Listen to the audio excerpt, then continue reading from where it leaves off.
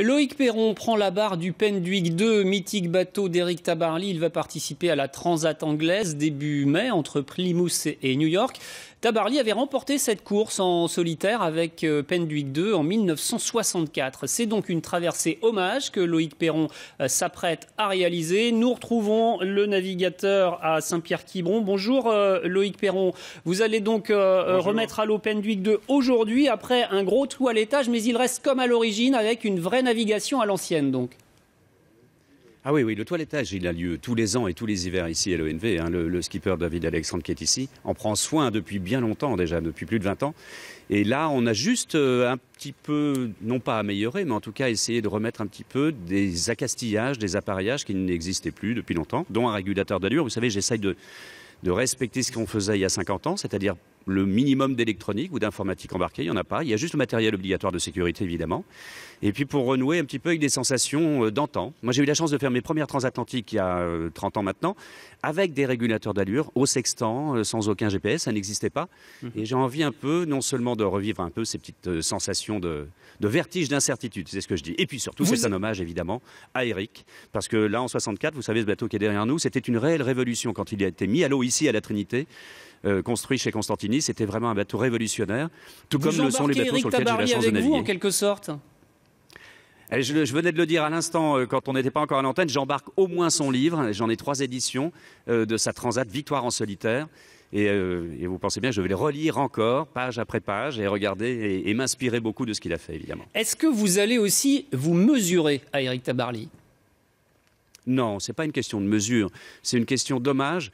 Je dis souvent que le meilleur moyen de bien voir l'avenir, c'est de respecter le passé. Moi, j'adore l'histoire maritime, évidemment. Je suis baigné, on est tous ici dans cette région, et pas seulement, imprégnés de tous ces pionniers, et Éric en était un, évidemment.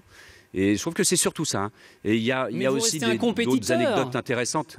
Ah mais je reste un compétiteur évidemment et plus que jamais et je le saurai forcément sur une ligne de départ, d'autant que cette Transat en question, j'en suis le tenant du titre. Alors là pour une fois, j'ai pas du tout les moyens de le défendre ce titre, mais il est vrai que la dernière édition, je l'ai gagné en 2008 mais c'est un hommage aussi aux vrais marins, j'oserais dire, ou en tout cas aux vrais régatiers qui eux vont essayer de se bagarrer pour la victoire.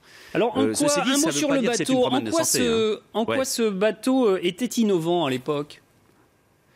Il était innovant parce qu'il était extrêmement léger et très grand pour un solitaire. À l'époque, on trouvait que des bateaux de 14 mètres de long, c'est à peu près la taille de Penduic 2, c'était démesuré.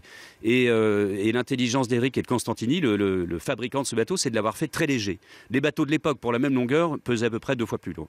Et donc ça, c'était assez révolutionnaire. C'est vrai que ça paraît un peu désuet aujourd'hui. En tout cas, la presse notamment disait à l'époque que c'était un défi que de manœuvrer seul ce bateau. Les limites ont été largement dépassées depuis. Qu'est-ce qui s'est produit en fait ? Comment ça s'est fait ? Ça se fait dans tous les domaines, une évolution étonnante. Mais vous faites bien de rappeler une chose, la presse disait que c'était quasiment impossible à faire. Comme quoi la presse, il faut s'en méfier. À chaque fois que quelqu'un donne un point de vue. Mais c'est vrai, en plus, je me souviens très bien qu'il y a eu des éditeurs, tout comme les veilles du premier Vendée Globe, il y avait des éditoriales de vos confrères qui disaient qu'on allait rentrer fou d'un tour du monde à la voile, alors qu'on rentre en très bonne santé en général, et mieux que tous ceux qui restent à terre la plupart du temps. Mais ce qui a changé, c'est la manière de voir les choses. Est-ce qu'il y a toujours une selle de Harley-Davidson sur ce bateau ? Et oui, il y a toujours une selle de Harley-Davidson parce que Éric avait inventé un truc, c'était la table à cartes qui pivote. Une table à cartes à cardan. À l'époque, évidemment, on utilisait des cartes, ce que je vais évidemment faire. Les cartes, c'est grand. Et donc, il a une immense table à cartes qui est toujours à l'horizontale, quelle que soit la gîte du bateau. C'était une invention assez géniale qui est toujours à bord de ce bateau, évidemment. On va vous souhaiter bon vent, évidemment. Juste un mot, est-ce que les gens qui font le déplacement sur le SPI Ouest France ont une chance d'apercevoir le navire ces prochains jours ? Avec plaisir. Dès ce soir, on met à l'eau. Donc ici, on est à l'ONV à Quiberon. On va à la Trinité ce soir. On sera dans le port de la Trinité en fin de journée. Demain, on va naviguer dans la baie parmi tous les concurrents du SPI Ouest. Et les jours qui suivent, ça m'étonnerait, il va faire mauvais. Alors quand il fait mauvais, je navigue pas, moi. Merci beaucoup Loïc Perron. Et puis on vous souhaite une très belle course.